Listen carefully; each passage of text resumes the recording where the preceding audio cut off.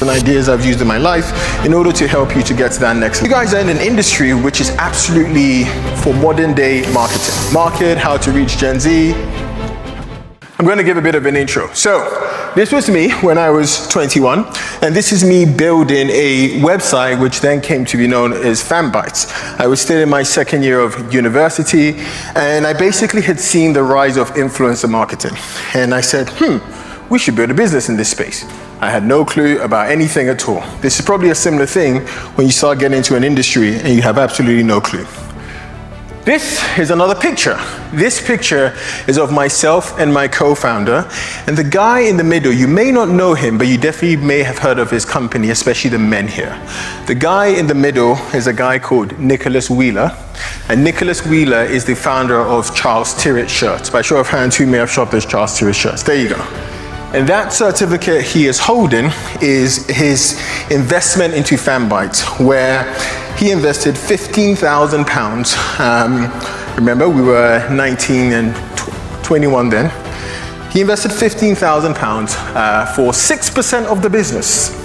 Now, that was a terrible deal for us, because when we eventually saw the company, he made millions from that. So that was good for him and bad for us. Anyway. We then scaled Fanbytes and we worked with all these brands. So as Terry was saying, everyone from McDonald's, the UK government, Deliveroo, we grew the business to a team of 80 people in 5 years. And as was mentioned, eventually in 2022, we announced that the company had been bought for tens of millions of pounds, and that was a few years ago, and I was 27. So we started the entire thing from 21 years old to 27. But since then, I've done a few more things. So since then, we built a PE portfolio. I had a few people who actually then went to have bought my book. So I launched this book this year in Jan. We made a big push about the book, and it's called What's Stopping You? And it's all around the principles and ideas I've used in my life in order to help you to get to that next level. But of course, we don't do things small. And so I told my team, guys, we want this book to become a Sunday Times bestseller. So we did a bunch of crazy things. We did a bunch of talks. You can see a picture there. That is me going back to my local chicken shop in Southeast London. I grew up in Peckham. And my local shop, I realized that actually where a lot of young people go after school is they go to the chicken and chip shop, and unfortunately somewhere in there they get easily misled. So for a whole week, we took over the local chicken and chip shop, and we said, if you come and you ask for the What's Stopping You bundle, you get 4 wings, chips, and a copy of my book. Which ended up being the best marketing campaign you could ever do, because it got a lot of news, it got a lot of press, and eventually helped us to achieve our goal of becoming a #1 Sunday Times bestseller in the week that we launched. So I share all of this with you because effectively everything I've done, building companies, doing all this stuff, book, blah, blah, blah, blah, blah, blah, blah, right? All of that is not to come in here and look cool, because I don't think I'm that cool. I do have these trousers though, they are quite cool, aren't they? It was basically to show that everything I've done, I've basically done by understanding audience, by understanding engagement, understanding conversion, understanding how people act. And as a result, that was why when Terry DM'd me and said, hey, would you like to come and talk at this? I was like, yeah, because I think that you guys are in the industry, mortgage insurance, life insurance, financial advice. You guys are in an industry which is absolutely too old. But as a result, it is perfect for modern day marketing. Because the very interesting thing I remember during Fanbytes was you saw the brands, right? Nike, McDonald's, Deliveroo, all these cool, sexy brands. But the best companies who were getting the most amazing results were things like the ACCA. By show of hands, who knows what the ACCA is, right? What's the ACCA? I'm going to put another person. Accountant. How boring, right? But these guys were absolutely cleaning up through influencers because no one else was doing it. And because no one else was doing it, they didn't even have to be that great in order for people to stand out and go, wow, that's amazing. That's a cool brand. And I think we're in an industry here that we actually have that opportunity. It's almost like you don't have to be amazing, you just have to be reasonably good. And so the 3 things I'm going to share with you are basically ways for you to think about how to market, how to reach Gen Z, how to do things to get reasonably good so that you can get outsized results. All good? All good? I need some more, because if I ask all good and there's no more screens, I'm going to get everyone to stand up again. All right? All good? There we go. I feel like a teacher. It's great, isn't it? So let's talk about the three things. Let us talk about the three things. Now, timing is everything. Now, as was mentioned, I have a portfolio of companies in my PE group. We're called Irrational Media. Last year we did 47 million a year in all our businesses. But it all comes down to one thing, which is timing. Over time, I've come to realize that the most important thing is not actually how hard you work, it is what you work on. It is whether you're riding a wave rather than fighting an actual wave. And so what I've put here is the businesses that win are the ones that capitalize on what's happening right now. But you could also say the individuals that win are those that will capitalize on it right now. And I've said this before, if you look at the Fanbytes journey, you go, oh, right, cool. Founded in 2017 when he was 21, sold the company in 2022. And you go, wow, that must mean they were really good. I think we're okay. But what we did was that we were able to ride a wave, which was the influencer marketing wave. And as a result, we were then able to win. I can safely tell you that just the timing in terms of what we started and also when we exited probably added another 10 million to our enterprise value, just because we chose the right time in order to exit the business. Now, why is that important to you, right? So Terry was telling me there's a whole range of people here, right? Some of them own their practices. Some of them actually work as part of a group. You can actually use the same principles of timing here, because there are two big shifts right now that if you are not doing them right now and use this as your uncle telling you to do them right now, there are two of the biggest shifts happening. And if you do not participate in this, you are going to get absolutely swept up by other people who do. Now, before I show them, I'm going to ask you, what do you think the two biggest shifts right now that as people who work in the insurance industry, in the protection industry, what do you think they are? One of them you obviously have to know. The second may be tricky. Tell me. AI, boom, tick, done. Second one. Brand's close, yeah? Brand is actually linked, yeah? Social media, yes, but a subset of social media. And that is something that you've probably heard my man Gary Vee talk about a lot, and that is live streaming. So right now we are in an amazing time, and I'm gonna, like, talking about AI, ChatGPT, Claude, Manus, all of those. By show of hands, how many people use ChatGPT? Cool. By show of hands, how many people use Claude? Cool.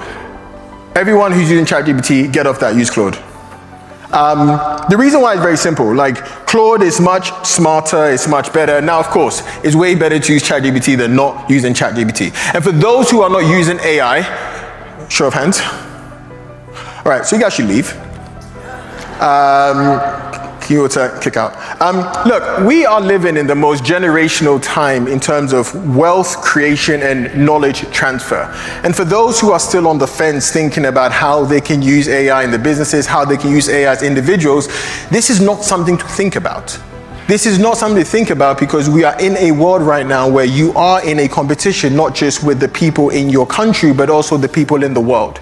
And so the people who are using it to move faster and move with a lot more precision are those who are going to win. In all of my companies, every single month on a Friday, I get someone from the team to just show everyone what they've been building. Everyone just stops what they're doing and spends a whole day building AI stuff. I have my mom now using ChatGPT. When I was younger, the reason why I love books so much is because my mom used to actually pay me to read books. She'd pay me £61 to read a book when I lived in Ghana. And that was the reason why I ended up loving books so much, is why the reason why the book matters to me. And now, funny enough, I am actually the one paying my mom to use AI. I ask her every Sunday to show me what she builds, and then as a result, we then go to a restaurant, because to me, it's my way of incentivizing her to use this technology. I only share that because I want to underscore how important that is right now. Now, a lot of people are like, all right, I know how to use AI, or I use AI, but the only thing I use it is for prompting and it's for research. But I'll ask you to go in a bit deeper than that, especially for people who are selling, who are marketing. Think about two main things, which is, how would AI help me to get the power of a really, really fiercely intelligent young person with so much energy who doesn't sleep? Because when you think about that, you then can go like, oh, well, Claude or ChatGPT. These things can help you build something called AI agents. By show of hands, who knows what an AI agent is? It can help you build AI agents which can do the outreach for you. It can do the outreach to customers. It can send the email to customers. It can do all of that. And I put live stream in there, or actually the second thing is idea generation around what would a really fiercely intelligent person say about this decision I'm going to make. I have in my AI, and for everyone in all my companies, all my CEOs, I ask them and I say, do you have an AI brain? Do you have a brain which basically is the thing where when you're about to make a really dumb decision, or a really smart decision according to you, is the thing that will tell you, I'm not sure that you're quite right. And just doing those two things has transformed our businesses, and it will transform your businesses. It is using it as a really excitable, smart young person who is hungry enough to go out and reach out to people, reply to DMs, research for you. Do that. Don't just see it as just a basic, like, tell me the data about this. Think about it as an outreach tool, and then secondly, think about it as the much wiser person. A simple thing for you, for everyone here, when you next use AI, how many of you guys actually voice note, talk to AI? Cool, perfect. For those who don't, I will highly encourage you to, because it's just way better than texting, so we didn't. But voice notes in a sense, I'm like, knowing everything you know about me, I want you to give me a bigger brain. I want you to create a persona which is a bigger brain version of me, who knows all the potential decisions and where they could end up failing. And I want you to question every single time that I prompt you and ask you to do something. Just that single thing has saved me so much money, made me so much money, because it's almost like someone who has seen how the future is going to play out. By the way, Terry, do you have an AI? Do you have a Terry AI? Okay, Terry's launching it. You should all get that, because basically what you eventually have is someone who has seen how the game plays out, and you can just have that in your back pocket. Live streaming, the reason I share that is very important is because I do think, how many of you guys here are building personal brands? Interesting, okay, so I had known about this for about 5-6 years, and for a very long time I basically just thought, When I look at things like live streaming as a business, where you can just go live on Instagram and it doesn't matter how many people see it, even if you have a handful of people see it. A lot of people here, the average order value of the thing that you're selling over time and the LTV is pretty decent.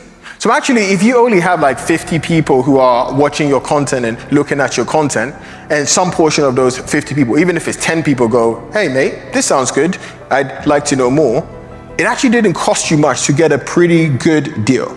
I think sometimes as people who are working in the insurance industry or just in any industry, we're too short term. We're like, I posted something, nothing happened, therefore don't post. It's like the game that you need to be in is in the game of customer LTV. One of my mentors is a guy called Jay Abraham. Sure, Vance, you know who Jay Abraham is? Right, you know Jay Abraham. Jay Abraham is like an OG internet marketer. He's a guy who taught Tony Robbins. He taught all of these people. And he said that when you're in the service business, the biggest shifts that you need to do is go from having customers to having clients, from being a service provider to being a trusted advisor. And the moment that you move into the world of a trusted advisor, it is a longer term game, but man, you make a hell lot of money. So, the next thing I want to talk about is niche wins. Now, by show of hands again, how many people here are posting on social? Good, lovely. You have all been drummed in by Terry, post, right? One of the really interesting things that people always ask is, what should I post about?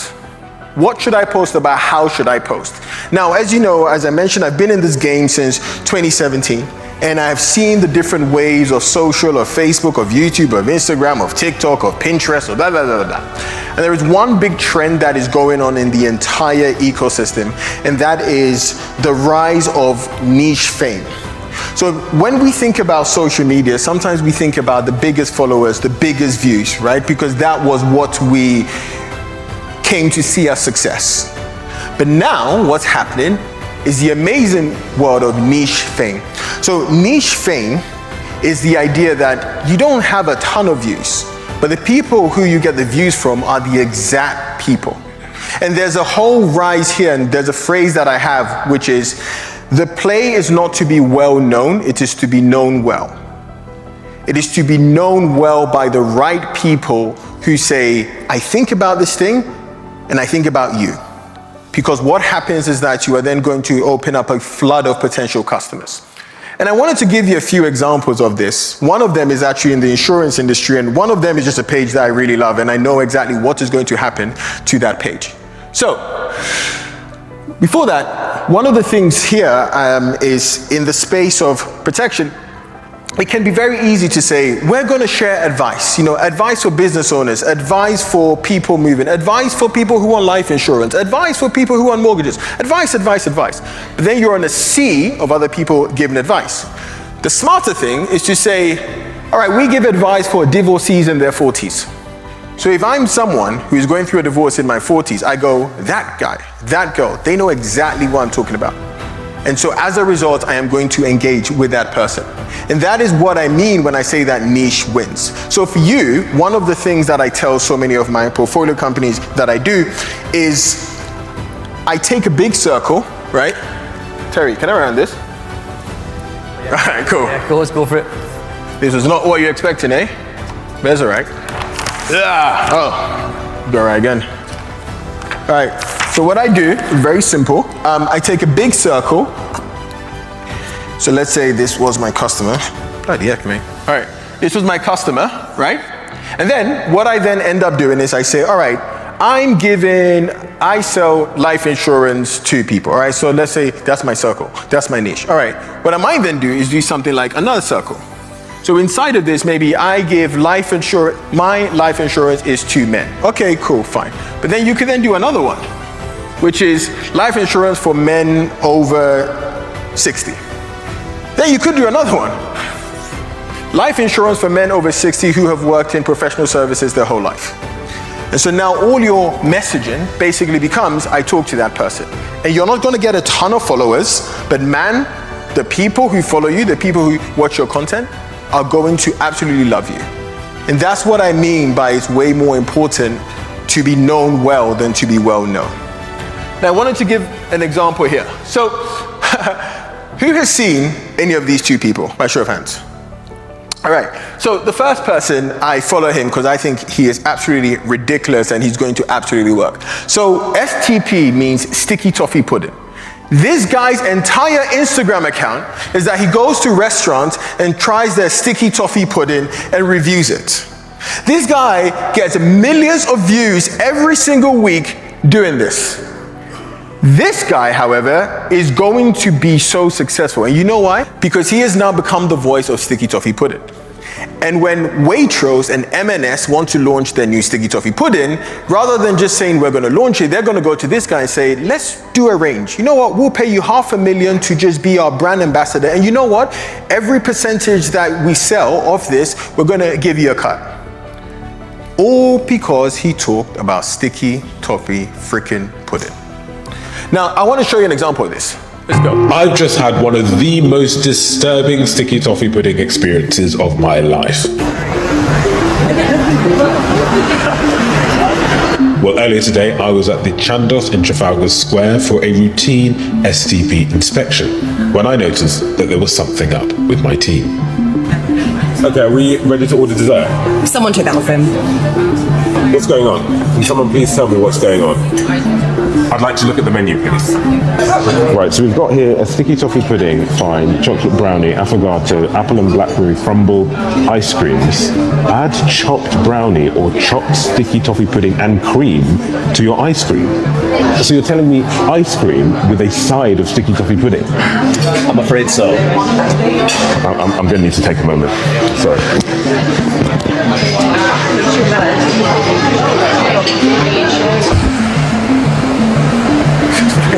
It comes out, it's just an escapade he goes through, right? Now, oh, sorry. Now you get the point here, right? Like you can also just, check them out, stp.review. And every time I see a comment, I go, this guy is gonna blow. The reason why is very simple, because he's owned a niche, he's owned a format. think about how we consume social media. We consume it as just doom scroller. And so as a result, if you don't have a format, if you don't have some kind of a niche, if you don't have something that people are going to consistently know you for, you're just going to be forgotten. And so a bit of homework for you guys would be to think about, is there a format that I can own? Is there something that I really enjoy and I'm uniquely placed to do it and I can also keep doing it?